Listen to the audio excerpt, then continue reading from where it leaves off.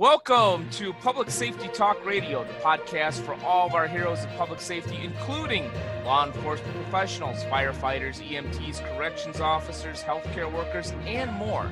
The show is produced by the POCUA and is founded upon its Soundness Initiative. This episode is sponsored by the Finest Service Organization, a provider of line of duty death loan protection through many of our POCUA institutions. Hi, I'm Ken Bader, your host for Public Safety Talk Radio, and I have an awesome guest, a perfect guest for this week, Veterans Day, and thank you. Before I even get into anything else, thank you to all veterans that have served, that are serving. Well, actually, I should correct that right then, because if you're a veteran, that means you've already served and aren't serving right now. But thank you so much for your service. We appreciate it here at Public Safety Talk Radio. We know a lot of our first responder friends are former military professionals, so thank you for your service. And I have a veteran with me today. Let me tell you a little bit about him. His name is Dr. Thomas Shea. He's given us the permission to call him Tom. So we're going to call him Tom. Tom is a licensed private detective and certificated protection professional through ASIS, considered to be the gold standard of security and investigative certifications. Currently, Tom is employed as an assistant professor of police graduate studies at Seton Hall University. As a graduate of DePaul University myself, I'll try not to hold that against him, and a director of security for a large school district in northern New Jersey. Tom is also a security consultant providing expert analysis for subsequent litigation. Most importantly, as I mentioned, he's had a very decorated police career. Tom has been the recipient of numerous recommendations and commendations. Lastly, Tom is a United States Marine Corps veteran, as I mentioned, of Operation Desert Shield and Storm. Thank you for your service. And Tom, welcome to the show. Nice to be here. Thank you. Great to have you. See, I even picked and choose some of the bios so that we can get to you sooner, and it was still long. You did a lot of stuff, Tom. Yeah, my kids don't care. Yeah. well, what are they like? Or my wife. Yeah, are they like 8 and 10 where they're at that age? Can you just put on Disney Plus and not tell us about your past? No, I have 19, 16, and 6, all boys. Wow. Well, if they're all boys, they definitely don't care about what you did. They just want to probably go out and play basketball with you or something. No one in my house cares. I could be the governor and they wouldn't care. Well, that could be good or bad, but maybe we'll roll back into that. But as I joked a little bit, you're an assistant professor of police graduate studies at Seton Hall University, and this is just simply say it's an interesting time for law enforcement. How are you guiding your students in 2022 and beyond? Is there a particular theme or a message for these folks today? Well, I mean, if they were guaranteed anonymity, they would tell you. Yeah.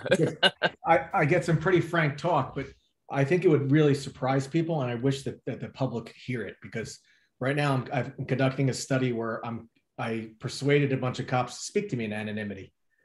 And that doesn't really happen. And I don't think they would have participated in this research project if it wasn't spearheaded by a former cop, because they wouldn't have trusted where their words have gone. But what you're hearing is frank discussion about all the issues of today, but in a very intellectual, thoughtful, compassionate, humble opinions about what's going on in the world today. And I mean, sometimes Anthony Bourdain is one of my favorite people. And I remember he said a thing where you ask simple questions and you get remarkable responses. And that's all I did. I would say, what do you think?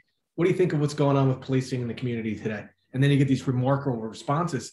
And the shame of that is no one hears any of it, because the cops aren't allowed to do that. And that's what needs to change. Yeah. Well, I have to ask, especially since it's anonymous from these folks, what are those frank responses that you're getting, and what are we not listening to enough out in the public?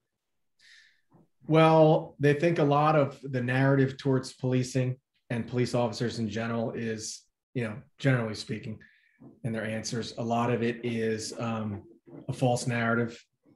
A lot of it is hypocritical in a lot of their eyes. Now, I will say this too. what's also hypocritical is that how they feel the public doesn't believe that they should hold bad cops accountable, because across the board, every single one of them said, yeah, get them out of our ranks. Mm-hmm. Get them out of our ranks. We don't want the Derek Chauvins of the world, because it makes all of their lives tremendously more difficult. I remember that when that first happened, I get up really early in the morning and I saw that news story break with Derek Chauvin and George Floyd. And I remember watching it, and I just remember thinking, I mean, I was also horrified that he was sitting on top of a man when he was dying, just as a human being. But second to that, I kind of hung my head, because I just thought, you expletive. Do you realize what you just did to all the good cops out there, like the ones who just responded to that maniac in my city?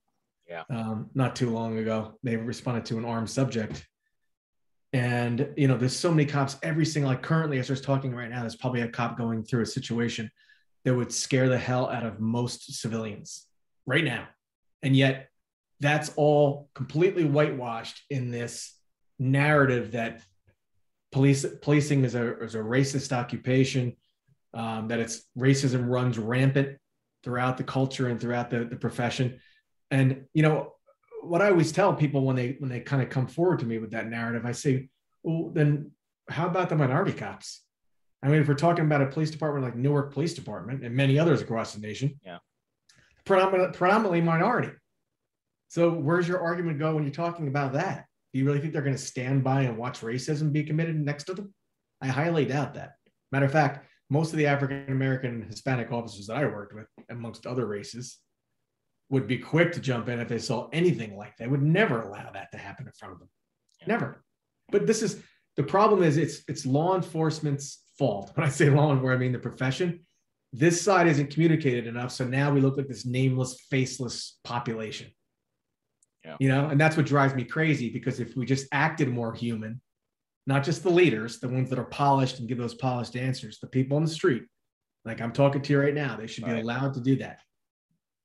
Yeah, agreed on so many points. I will tell you, as a civilian, it makes me feel validated in my initial visceral feelings of seeing the unfortunate incident of what happened to George Floyd were pretty much exactly what you just said. And a lot of people, you know, may be ticked off at me for not saying, oh, George Floyd. And don't get me wrong, you know, it was a human being that should have never happened. But my very first reaction when I saw it on the news, I think it had just happened like an hour earlier or something like that, is you dumb son of a bitch. You've just caused a problem for every good first responder out there in the entire nation. Do you have any idea what your arrogance has caused in terms of a ripple effect that just didn't need to happen? A lot of people may chastise me for having that as my first thought, but that was the first thing that popped into my mind. Well, and to be fair, I mean, if we had someone sitting here on the other side, they would argue that policing has a really sordid history. And I don't necessarily disagree with that, you know, but I can tell you that we've made huge leaps and bounds since then, you know, most of which is because of the hiring of multiple minority police officers in these various agencies. And you know what? Another thing the cops have been telling me in this research project is that they don't really see what's portrayed in the media on a day-to-day basis. You know, and that's not to say certain things. When you have 18,000 police agencies and thousands of police officers, you're going to get some bad cops doing some bad things. Like any other human population, human beings are fallible. And you're going to have some bad agencies too, but that usually comes back to leadership. So we could talk more about that. But if you have a strong leader that sets the tone, if you have an individual officer who does something bad, they're going to be held accountable. Yeah. In many agencies. Yeah, and I do want to circle back to the leadership topic. But before we get off of it, you know, there's a lot of folks out there, whether it's the unfortunate George Floyd incident or a combination thereof, or some other news story that was out there, you know, there's a lot of blind defund the police. And I will say, as a civilian that supports law enforcement, there's a lot of blind defend the police. Yeah, as a civilian, you know, who has, you know, a little bit of a modicum of intelligence, I see this as somewhat of an opportunity to develop the police, in that if there's anything that we could do to level up the position and the profession, which leads to more police officers coming home to their family safely, then I'm all for it. So in your expert opinion, what does police department reform, really look like? You've been an author of these reports. You've definitely dug into this, in your estimation, what does police reform look like?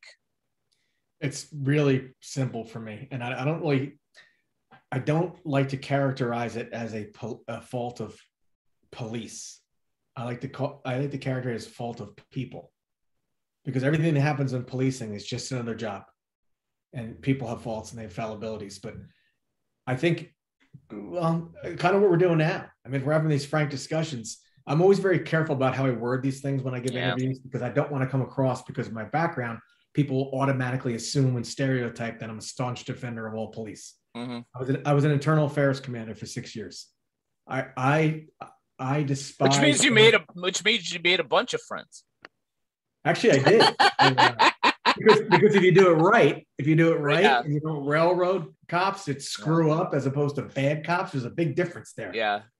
Some as internal affairs, they kind of meld the two together, and that's not a good thing to do. Like I said, you have to understand that human beings, they make mistakes, but I'm a staunch defender of good police, and I'm a staunch critic and enemy of bad police. Matter of fact, more so than probably most criminals, because they don't deserve to be working alongside the good cops. So that's kind of how I feel about that. But where law enforcement does a bad job of that is they don't come out and say that, because they don't want to go against their tribe. And I get that too. I mean, no one wants to go against their tribe and speak out against their tribe, because human beings just don't do that. It's not a very popular thing to do. But if we're going to be honest about it, we have to say we have a shameful history in policing. I mean, all you have to do is look at some of that black and white footage from the 60s and 70s. It's and we need to reckon that, and we need to make amends for that, but not to the point where it's being manipulated the other way either. Yeah. And I think you know what I mean by that. Every cop does. Meaning, you just can't paint everybody with a broad brush. Correct. Who's doing the job today? It's not fair. Correct. Coming this March 27th through the 29th, 2022 in Savannah, Georgia, is the first Public Safety Business Summit, a program specifically created for organizations that serve first responders. What you will experience is a high level of networking and collaboration among like-minded leaders who are in the business of serving first responders. What you won't get are a series of boring lectures with no interactivity, ridiculous golf outings that are only appealing to a few attendees, or a couple of retreaded subjects that you can hear at any credit union league event that are just thrown into the curriculum. We offer an engaging agenda where attendees even help to determine the content during the actual conference based on their unique needs. If you run a business, a credit union, or a nonprofit that specifically serves first responders, then the Public Safety Business Summit is for you. For more information, go to www.policecreditunions.com or call 331-300-9889. We hope to see you in Savannah on March 27th, 28th, and 29th of 2022. Look what one police officer did in Minneapolis. Look what he did to the entire profession. Look at all the riots that ensued. Look at the cops that were killed, and rocks and bottles, all because of actions of one person that had absolutely nothing to do with them or how they conduct themselves. Yeah. And yet no one talks about that in the media. That's what angers me and a lot of police officers. How come that's okay? That's okay to just say, well, the cops got rocks and bottles thrown at them, and feces and urine dumped on them from rooftops in New York City. But no one when the pundits sit around a table, they don't talk about that. You know what I mean? Yeah. They don't talk about those sort of things and how disgraceful that is. And they always make excuses for that. Like the anger is boiled over. There's no excuse for that. Mm-hmm. There's no excuse for violence ever. So. Yeah. Yeah, and to not perpetuate the the anger, because I'm as angry about it as you are. You know, it's some of the folks that are even in some of the circles that I work in were so appalled by what happened on January 6th at the White House, and I agree with that.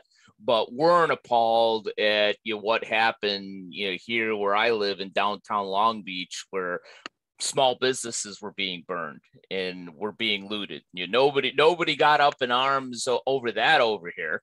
But oh my God, you stormed the White House. Well, what happened to what happened to your concern over all the storming of the small businesses in our own town? Right. Well, if you look at if you do a comparative analysis of all of those riots that happened after the George Floyd incident and compare that to the incident at the Capitol, and again, I'm always careful about how I word this because I know people can put you in one category or another, and I can't stand that. But yeah, the coverage about that and the horror of the pundits on CNN, where were they when cities were burning down? When they were burning down the Minneapolis Police Department? I mean, there wasn't the same type of vitriol in the news media as there was in any respect. Yeah, and that's crazy. That's crazy to me. Let's circle back to the reform, because we could be angry and upset, and there are reasons to do that, but those emotions don't necessarily get us to something better. Yeah, how can we use what's going on for real police reform? Not only what's good for the community, but what's going to be better for law enforcement professionals today and 10 years from now, because maybe I'm naive, but I think that could really happen for this profession. What your thoughts on that? Well, to me, it's pretty simple, actually. You have to take accountability and discipline of the police out of the particular police departments. Like Derek Chauvin, for instance, I think he was disciplined 17 times. Yeah. Like, why is he still on the road? That's a perfect example. And not only on the road, but he's a training officer. Yeah, he was in charge. In almost every single major internal affairs case I had where an officer was fired, it was always due to a bad hire in the first place. It never should have been police officers. Everybody knew it. They were usually hired because of nepotism or some other political connection. And those aren't the type of people that ever have to earn anything in their lives. So they're not going to be as grateful as a person that has to send out 70 resumes. So right away, and this is obviously generally speaking, it doesn't happen in all cases, but in my experience, that's what I've seen. So in hiring and in accountability, that should be taken out of the hands of local police departments to avoid nepotism and have real objective hiring to see what their competencies are. But then the discussion goes to, well, who should do that? And I don't necessarily think it should be civilians, but I think it could be former or current law enforcement officers not affiliated and kind of a blind review of competencies. Yeah, that makes a lot of sense. Well, it makes a lot of sense in the approach. So because there's logic behind it, we probably won't do it. Yeah, no, well, I think where the problem becomes is you've got this huge resume and a PhD, and you're giving me simple answers. I want a complex answer. I don't think reform is complex, though. I really don't. And that's the shame of it, because then obviously follow-up question is, well, then why aren't we doing it? And that's the part that always confuses me and many of the cops, by the way, the ones that I interviewed, say the same thing. If we can have frank discussions like this, and more importantly, push back on those false narratives, as we should be able to, and then have a discussion and also admit the bad parts about what occurred in policing in the past and currently, but that's just not human nature. That's the issue. It's not human nature to do that. And that's what has to change. If you want to talk about real reform, both sides are equally guilty of the same things, in that they're staunch defenders of their own, right? Mm-hmm. And they don't take accountability for the bad people in their particular groups, generally speaking. The community doesn't take, like if you have like this guy the other day that happened in my former city, the guy, killed 2 people, set the house on fire, came out guns blazing, shot at a bunch of cops, was killed in the line of duty. And the first thing his mother says is, why did you have to execute him? Yeah. You know, that's not living in reality. You know, this is a dangerous individual who would have kept killing people. And the only reason why he wasn't able to do so was the police. Mm-hmm. You know? Yeah. Yeah. One last point on the reform question that I want to get your expert opinion on is one thing that never really popped into my mind until about a year and a half ago as a civilian is how the job of a police officer in a city is kind of a catch-all. Never really dawned on me, but then, it was explained to me and the light bulb went on and says, yeah, there's a homeless person just, sitting out in front of a building. You call the police. There's a dead raccoon in the middle of of an intersection. You call the police.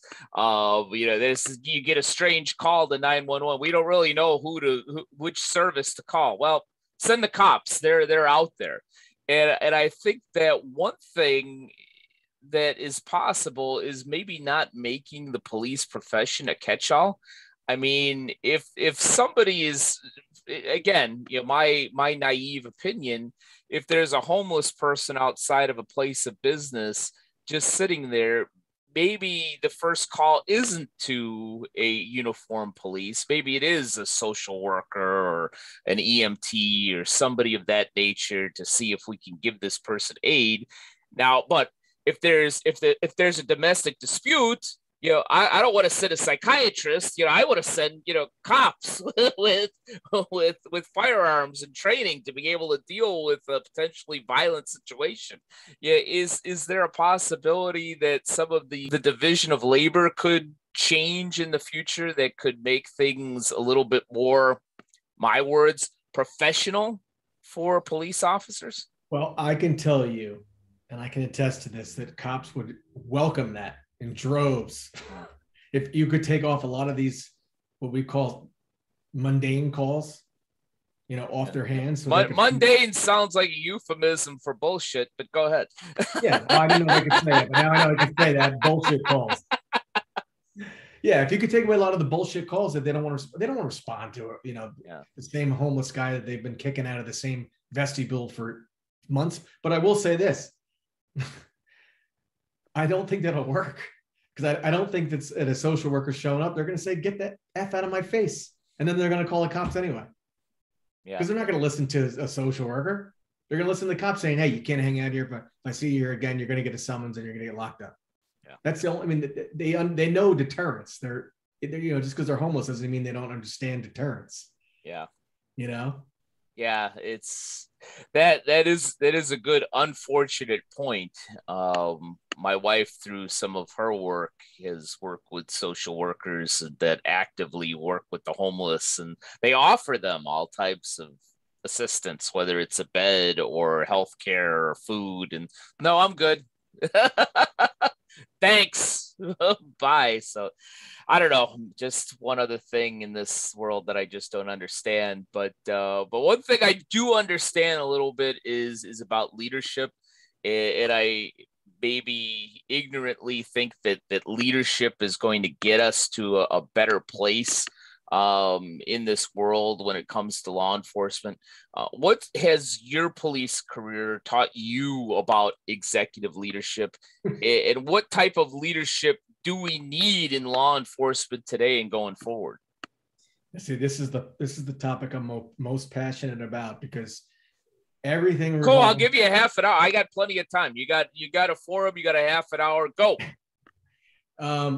I'm just gonna plug in really quick so I don't lose power. That one you're probably gonna say your most poignant stuff. Don't all of a sudden lose power and end up conking out on me. Please go ahead. No problem. I'm passionate about police leadership because I think that it affects every single aspect of that agency. If you're the type of leader who comes in and you're transformational and you set a tone of what's going to be tolerated, what won't be tolerated, and you expect professionalism, both with yourself and your subordinates, because you don't practice differential treatment, and you expect the same level of professionalism from yourself, and they see it on a day-to-day basis in your actions, you have to have moral courage and integrity. Most people like to say that they have those two things, but they don't. Most people don't have it, and I'll tell you why. They have it in minor things, but when it comes to making their lives more difficult or losing a benefit, more importantly, a position like a chief of police, most people take the passive avoidance route with difficulties. Now, when I want to jump back to what I said before about police reform, it all comes back to the leader. You need to have moral courage. And what I mean by that is you need to call out the bad cops in your agency when they do bad things publicly. And you need to tell the community, I'm with you. I'm ashamed that this guy wore our uniform, and you need to come across like a human being. The flip side of that is when an officer is being railroaded, and you know he's being railroaded, you need to come out and support that officer, regardless of what it does to your career. Now, if you don't want to risk that, then you do not belong in that position. And I'm adamant about that. You do not deserve that position. And more often than not, and this is going to be controversial, but in my experience, more often than not, it's not that they're bad people, but I've seen a lot of police leaders take the passive avoidance route. So they didn't endanger themselves one way or the other. And that's that. Listen, we've all said it time and time again. Don't accept promotion to higher ranks if you can't accept the responsibility. And that's part of it. Being a leader, not just a police leader, but a leader in general, if you're authentic, is extremely difficult because you have to make really hard decisions. And usually it's a lose-lose situation in a lot of those really hard decisions. But that you wanted to be there, do that. Yeah, excellent point. It's interesting because we brought up the Derek Chauvin case a couple of times, and I remember another podcast that I listened to, and I would give it a shout out if I remembered exactly which podcast it was, but there was an individual that was being interviewed. He was a retired cop that went into comedy. Go figure. And in this kind of tongue-in-cheek way, he talked about how the move that Derek Chauvin made on George Floyd was actually a legal taught move, in terms of getting the individual down, but in a joking way, which I guess is some people would not like, but is kind of gallows humor in the first responder world. It says, usually after a few seconds, you get off the guy's neck. You don't stay there. And that, I give that as an example of every good cop just distancing themselves, as you talked about in leadership, saying, this was a disgrace. This is not who we are and what we do. But shifting that to use a different example, I'd like to get your take on this. Shortly after the George Floyd incident, an incident happened in Atlanta where an individual had fallen asleep drunk at a Wendy's in the drive-up line. And two Atlanta police officers were called, and they came, and in the video, they treated him with absolutely more respect, in my opinion, than he might have even deserved. They were very kind to him. They were having a conversation, and when it was clear that he had broken the law, he was intoxicated. He was behind the wheel of a car. Even if police officers wanted to let him go, they could not let him go. That wasn't an option. And then he stole, or he grabbed a taser and was shot and killed. It seemed to me as a civilian that those police officers who were completely in the right, again, in my opinion, were held out to dry. And that's where I was looking for. If it did happen, maybe it's because I don't live in Atlanta or Georgia and I didn't see it. That's when I expected police leadership to stand up and say, really? Yes. What did these two officers do wrong? Watch the entire video and you tell me at what point did they do something that was not condoned. When somebody is shooting a taser at you, you have a right to defend yourself. Did I miss something? Did somebody stand up and actually, you stand up for these two guys, or was that the case that everybody just kind of, as you pointed out, just kind of passively just, well, maybe it'll go away, let's not talk about it? Yes, I mean that's basically what they did, and I thought the same way you did, and I'm sure anyone listening to this is going to wholeheartedly agree, because that was when there was a collective eye roll from everybody in law enforcement, like, how radical is this going to get? This crazy false narrative. I mean, that incident had absolutely nothing to do with race, and that incident occurred wholeheartedly and completely based on the actions of that individual, who, by the way, was wanted for a parole or probation warrant or something. So, and he shot one police officer with the taser, and then he shot at the other police officer but missed, and that's when the officer fired at him.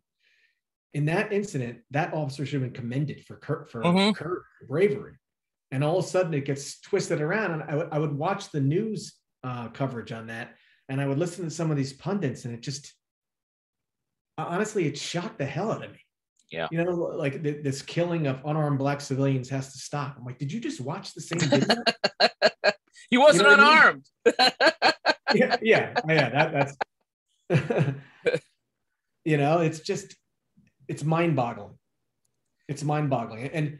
And there's also a little reverse bias in that too, because if that occurred the other way around, there wouldn't be any news coverage on it. Yep. Other than maybe officer shoots crazed man. Yeah. You know what I mean? And that's very real. That's very real too. And that's not to discount some of the things that minority groups speak out about, not in the least, because I'm married to a Brazilian woman. I'm a full believer in diversity. As a matter of fact, I prefer it. Yeah. But it's the truth, and I think the truth needs to come out. And I think it's starting to swing that way now. I think people are getting tired of it. Yeah. Tired of this false narrative.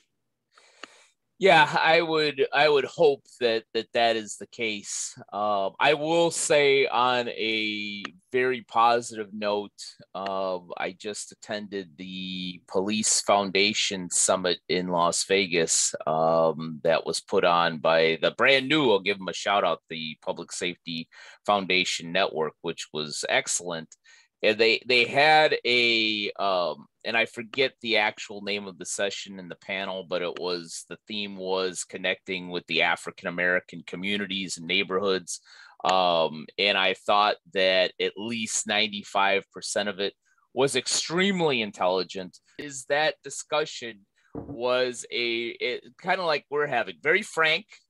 And there were some things that the African Americans said on the panel that I hadn't really thought of, that I think that we needed to think of what it's like to be in that type of community, and what some police officers can be doing that cause more of an issue. It did enlighten me a little bit, and we need to have more of those conversations.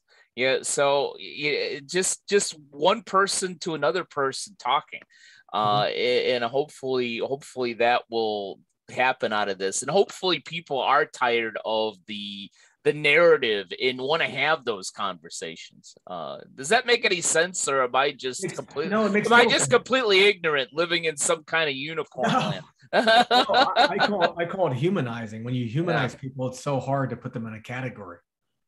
Yeah. You know what I mean? Like I always tell a story about a guy that I used to arrest when I was a young cop, and I was a typical young, hard-headed type A. I was professional and I was respectful of people, but I definitely had much shorter of a temper than I do now because I'm old. You can't put up with as much crap.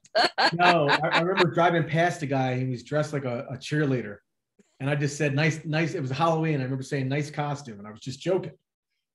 Of course, he started screaming at me, all these expos. I jumped out and said, what's your problem? And he shoves me, and next thing you know, it's a fight. I arrest him.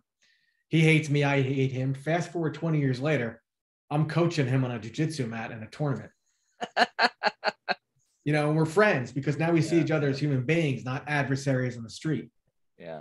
And he wasn't, he wasn't an upstanding citizen in that he committed some crimes, nothing violent, just drugs and such. Right. But I was guilty back then of not humanizing him, and he was guilty of not humanizing me. That's what it comes down to. And that's precisely the issue, what we're seeing today. People don't humanize police. And if I sit here quiet and stoic in front of you, you could draw all sorts of conclusions Mm-hmm. other than how you look at me now and talking to you like this. At least that's how I look at it. Yeah. Agreed. Well, I hadn't planned on asking this question, but since you brought it up, the most important thing that I want to know is, married to a Brazilian, can you steer me towards a really good churrascaria? A bunch. If you're in the Jersey area. Well, if I ever make it to the Jersey area again, I'll have to look you up so we could go have some good food. But as I begin to wrap this up, let's talk a little bit about your entrepreneurial pursuits. You know, as an entrepreneur myself, I always love that journey. You authored a few different books. One, 115 Proven Ways to Dramatically Improve Your Agency, Your Officers, and Your Leadership. And you co-own, if I understand it correctly, a couple of different businesses. Tell us more about that. Sure. I kind of reinvented myself when I got out of law enforcement. A lot of cops kind of don't know what to do when they leave law enforcement. Some struggle, yeah. Yeah. And actually, I'm actually considering writing a book about that too, because help with the transition, because I don't think they realize their talents. I certainly didn't. Yeah. And now I run a police consulting business. It was slow going in the beginning, but it's coming out good now, because if you're good at what you do, word travels pretty fast, you know, and I give police expert reports, but I never want to be that hired gun. In other words, if I'm going to come out and provide a police expert analysis use of force report against a police officer, I have to really believe that he committed a violation of use of force. You know, and vice versa. And I'll always back a cop. It's exactly how I was when I was in the public sector. I just brought it to the private sector. As far as the book is concerned, I made rank pretty young. I made lieutenant in about 7 or 8 years. So I envisioned myself rising through the ranks quicker. Didn't happen that way. Just didn't happen, which is fine. But when I kept a notebook, every complaint I would hear, everything I would read, where I'm like, that's a good idea. Anytime I thought of a good idea how to improve the agency, I wrote in a book in case I ever became a chief. And a lot of the stuff is what we're talking about today. Yeah. And when I retired, I packed everything out of my desk and I found it.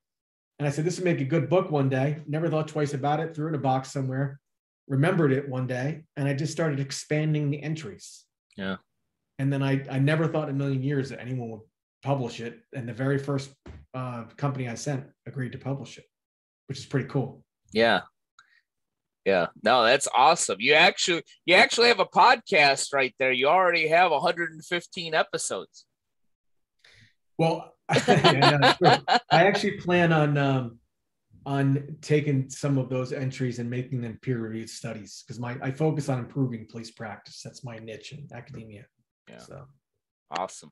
Well, yeah, Tom, it's been awesome speaking to you. A lot of insight. Love what you're doing out there on so many different levels. And most of all, happy Veterans Day, man. I appreciate that. Thank you. Well, I mean, I don't know who will be listening to this, but and it's not that they probably don't know this, but in case they don't, I just want to reaffirm it. There's so many more people that think highly of you and respect you and what you do. And I'm so proud of the men and women that go out there and some of the things they do. Even though after doing it 20 years, I'm still in awe at some of the courage that I see sometimes. Some of the situations these people put themselves in. And I mean, we just lost another female officer just yesterday, somewhere out west. I mean, it happens all the time.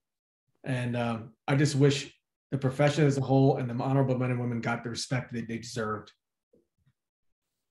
Yeah, I agree.